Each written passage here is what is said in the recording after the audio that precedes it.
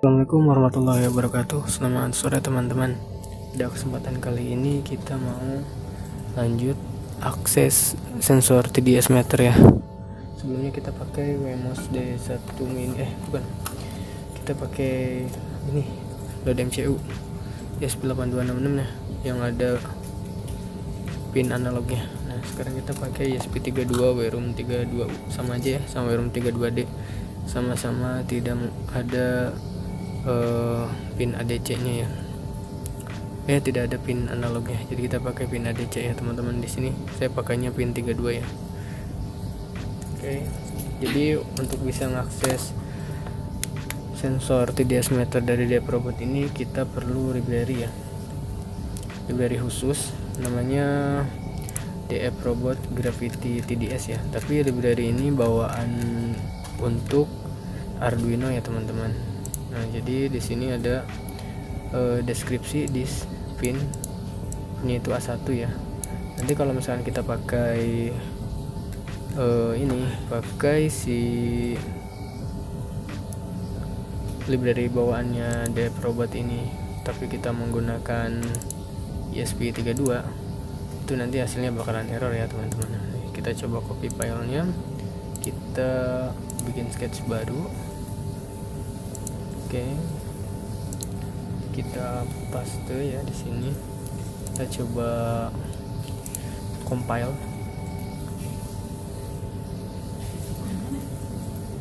Ini compiling sketch ya.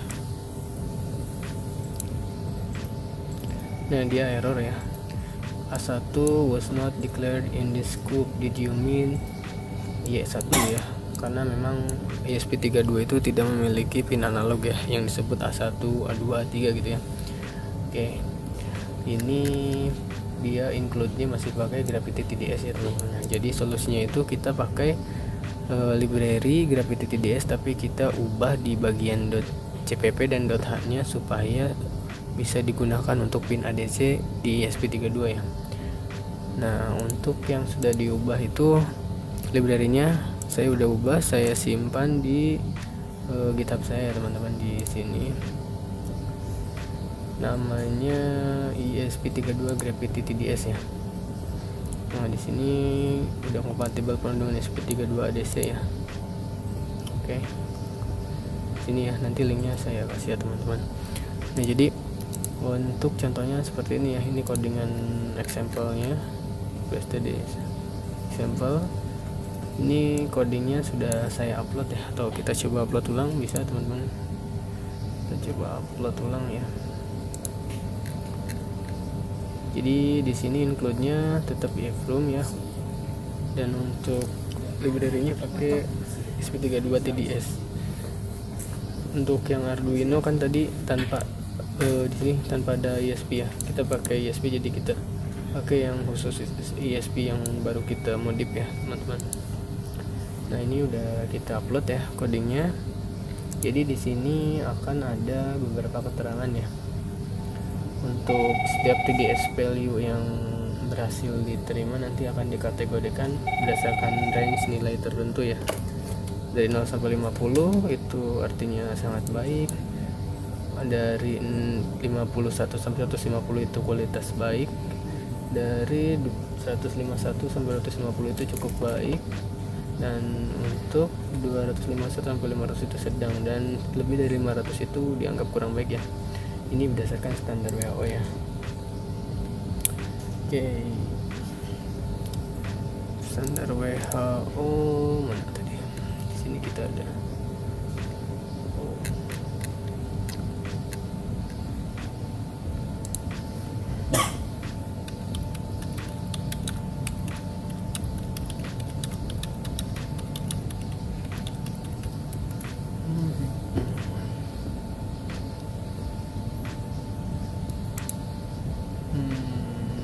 Seperti ini ya. Jadi lebih kecil dari 50 ppm ideal, namun terkadang masih terlalu hambar. Nah, untuk 50 sampai 150, dan untuk yang tidak baik itu ini ya, lebih dari 1000 dolar. Oke, seperti itu ya. itu hanya variasi aja sih teman-teman. Nah, jadi yang terpenting itu adalah gimana cara sensornya supaya bisa membaca nilai TDS ya pakai ESP32, karena kebanyakan itu pakai ESP8266 atau Arduino ya yang ada pin analognya. Oke, kita langsung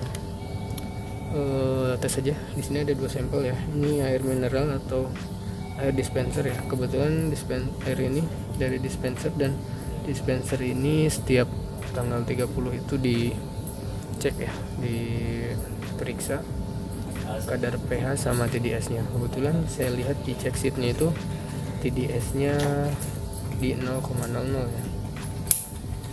Oke, kita coba masukkan teman-teman. Sini ADC nya 0, voltage 0, TDS nya 0 ppm juga ya. Kualitas sangat baik. Dan untuk yang satu lagi, ini ada sampel satu lagi teman-teman. Ini ada tap water atau air keran ya, air keran yang belum dimasak.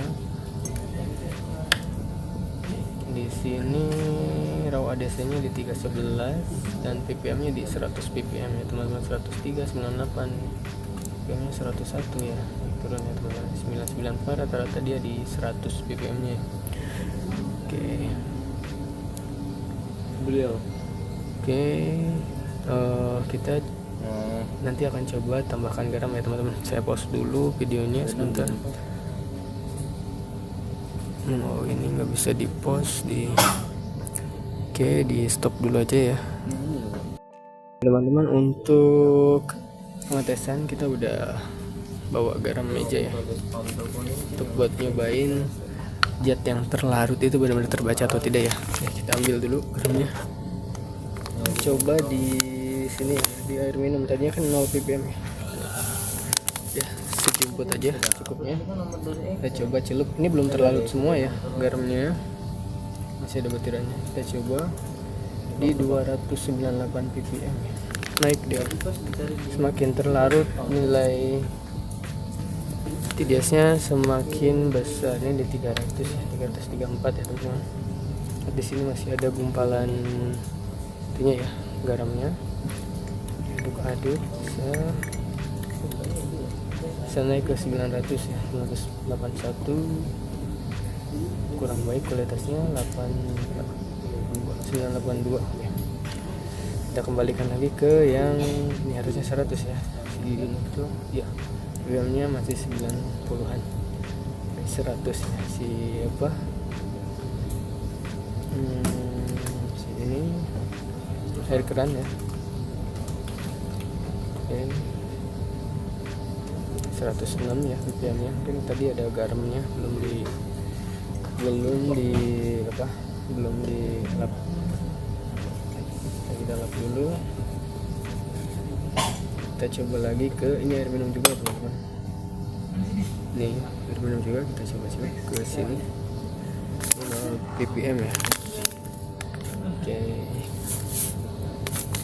aman ya, ppm di air minum yang ini. Jadi teman-teman, untuk wiring diagram kita menggunakan satu pin ya, yaitu di pin 32 ya, tadi sensor. Sini boleh dilihat teman-teman, di sini adalah pin 32. Ini expansion boardnya. Yang hitam itu adalah ground, yang merah itu adalah PCC, dan yang biru itu adalah S atau signal ya, GPS. Nah ini dia teman-teman, pin 32 ya. Jadi untuk bisa mengakses sensor DF Robot TDS meter analog ini, ESP32 harus menggunakan library Gravity DF Robot yang diubah agar bisa membaca di ADC ya, ADC 1, ADC 2. Oke, cukup sekian video kali ini teman-teman. Terima kasih. Wassalamualaikum warahmatullahi wabarakatuh.